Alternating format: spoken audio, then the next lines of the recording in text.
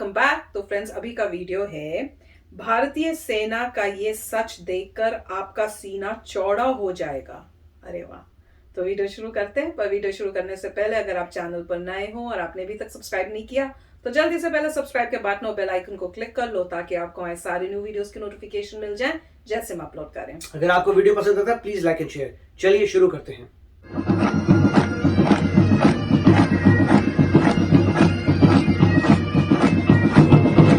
अरे वाह, अरे ध्यान ही नहीं दिया। अमेजिंग। वो भी है मैं वही सोच रही थी, मैं वही देख रही थी कर क्या रहे। अमेजिंग।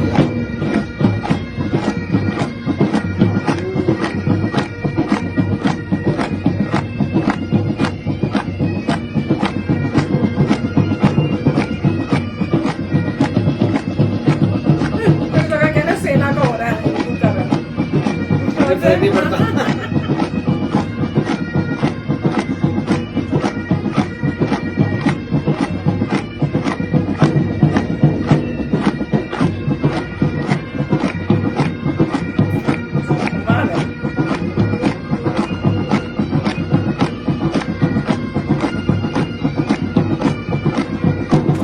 इस समय एक वीडियो चर्चा में है। इस वीडियो में भारतीय सेना की एक टुकड़ी पूरे समारोही वर्दी में प्रसिद्ध आरती ओम जय जगदीश हरे बजाती हुई नजर आ रही है। इस वीडियो को सेना के कई वरिष्ठ पूर्व अधिकारियों ने ट्वीट किया और इस कमेंट के साथ ट्वीट किया कि भारतीय सेना का हिंदूकरण हो रहा है। अमेजिंग। बैंड कितना अच्छा हो जा रहा है।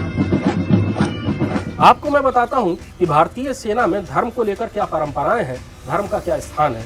आपको आश्चर्य भी होगा और आपको बहुत गर्व भी होगा भारतीय सेना पर। दुनिया की लगभग सभी सेनाओं में धर्म को एक खास जगह दी जाती है। मनोचिकित्सकों का ऐसा मानना है कि धर्म से जुड़ाव सैनिकों को अकेलेपन से जूझने में मदद करता है, बहुत विपरीत परिस्थितियों से लड़ने का हौसला देता है, उनको मोटिवेट करता है।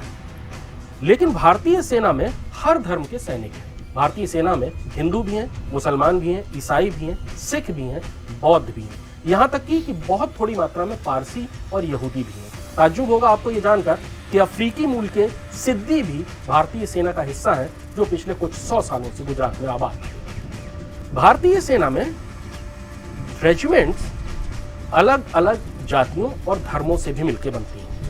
कुछ एक रेजिमेंट ऐसी होती हैं कि जिसमें एक खास जाति या धर्म के ही सैनिक होते हैं, जैसे सिख रेजिमेंट, जैसे जाट रेजिमेंट। लेकिन बहुत सारी रेजिमेंट ऐसी हैं जिनका क्लास कंपोजिशन मिक्स होता है, यानी उसमें हर धर्म और हर जाति के सैनिक होते हैं। भारतीय सेना में हर रेजिमेंट में जिस धर्म को मानने वाले ट्रुप्स होते हैं, उस धर्म के धार्मिक शिक्षकों की बाकायदा नियुक्ति की जाती है फौज के द्वारा। वो रिलीजियस टीचर या आरटी कहलाते हैं, जो कि जेसीओ रैंक तक होते हैं। अब मिसाल के तौर पर कोई खालसा ट्रुप है। खालसा पलटने जैसे सिख रेजिमेंट या सिख लाइट इन्फेंट्री में सिर्फ सिख सैनिक ही होते हैं, इसलिए वहां पर एक ग्रंथी होता है और आमतौर पर हर यूनिट का एक गुरुद्वारा होता है। पिछले साल आपने एक वीडियो देखा होगा जिसमें लाइन ऑफ एक्चुअल कंट्रोल पर चीन के खिलाफ लद्दाख में तैनाती के दौरान एक सिख यूनिट एक जगह से दूसरी जगह जा रही थी और उस दौरान उस यूनिट का कमांडिंग ऑफिसर गुरु ग्रंथ साहब को अपने सर पर रखकर दूसरी जगह ले जा रहा था। आपको यह जानना दिलचस्प होगा कि वो कमांडिंग अफसर सिख नहीं था, उड़िया था। इसी तरह से मिसाल के तौर पर अगर कोई अफसर ग्रेनेडियर्स रेजिमेंट में पोस्टेड होता है, चाहे वो ग्रेनेडियर्स रेजिमेंट में हिंदू भी होते हैं और मुसलमान भी, तो अफसर का धर्म वही होगा जो ट्रुप्स का धर्म होगा।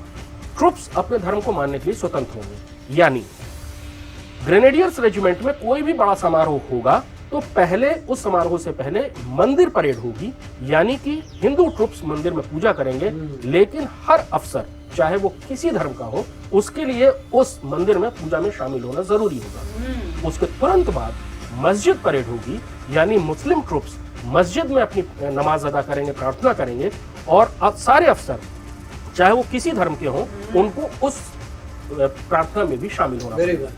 ऐसी एक मंदिर परेड और मस्जिद परेड का मैं खुद गवाह रहा हूं। कुमाऊं रेजिमेंट को अगर आप ले लें तो वहां पर कुमाऊं के अलावा अहिर ट्रुप्स होते हैं और वहां की वॉर क्राई यानी बैटल क्राई दादा किशन की जय भी है। तो इसलिए कुमाऊं रेजिमेंट का सबसे बड़ा त्योहार कृष्ण जन्माष्टमी होता है।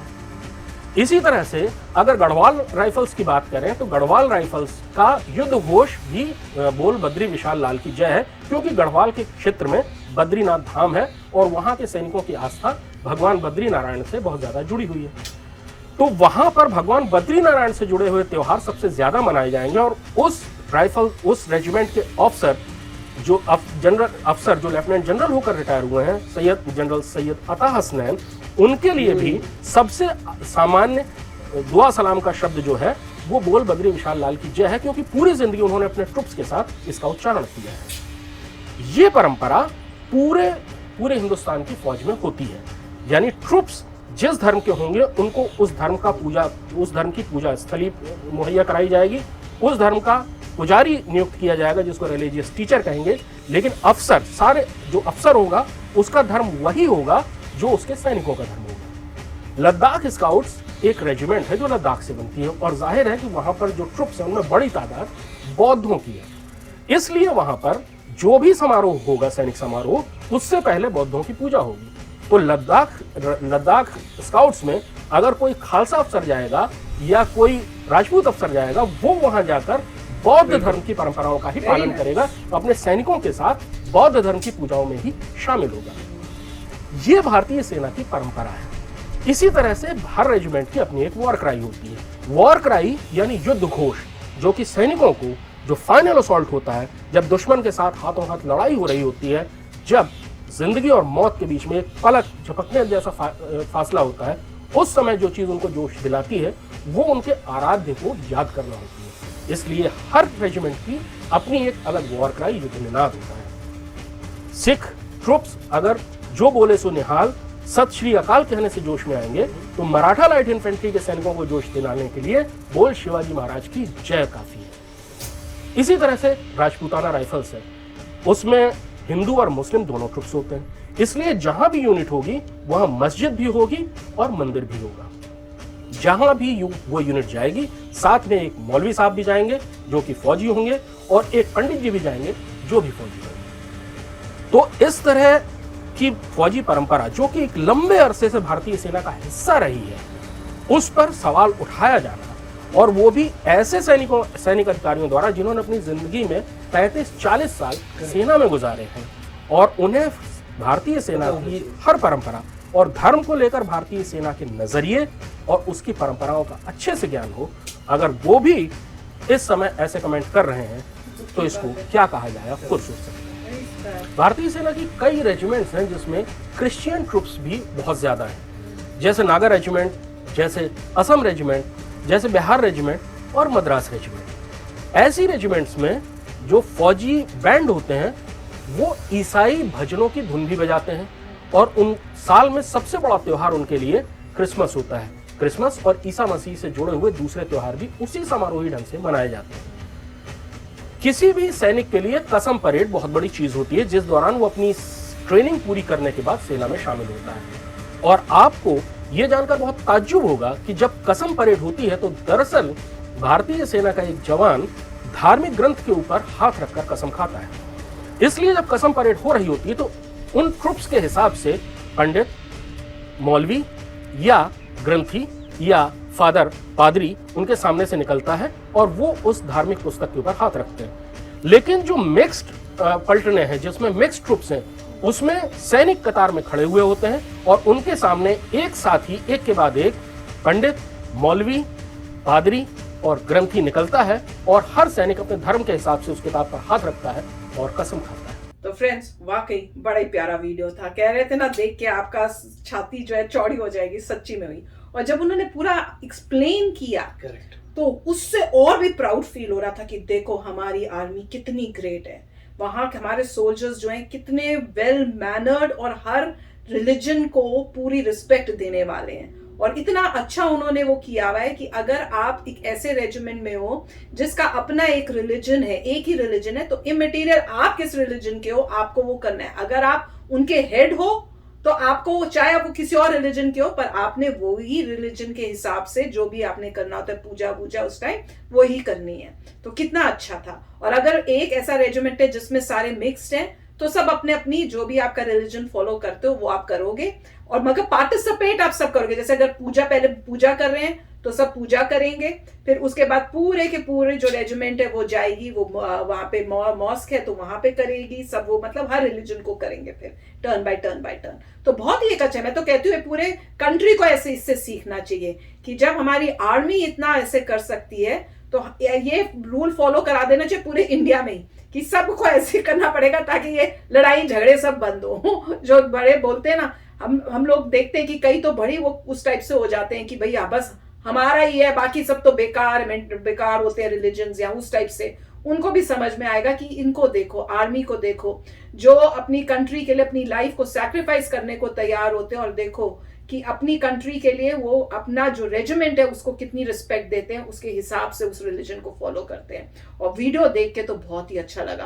पहले तो मुझे समझ, मैं तो ऐसे करके देख रही थी वो कर क्या रहे हैं, फिर जब उन्होंने नीचे लिख कर दिया मैंने कहा अरे यार मैंने तो ध्यान ही नहीं दिया, फिर पता चला। तो बहुत ही अच्छा था, बहुत मजे था, वेरी नाइस, बहुत ही अच्छा। मेरे ख्याल से इसको बहुत ही जगह जगह इसको वायरल करना चाहिए। क्यों? क्योंकि उन्होंने जो कहा था उसमें क्लैरिफाई किया था, और एक बात भी कही थी जिसको उनको भी दुख था, मुझे भी दुख है, कि जो ऑफिसर्स इसको भेज रहे थे उनको सारे प्रोसेसेस पता है, राइट? जो बोल रहे हैं कि आप जो है हिंदूकरण कर रहे हैं आर्मी वगैरह का, उनको प्रोसेस पता था, फिर भी उन्होंने झूठ को आगे वायरल किया। ये गलत बात थी।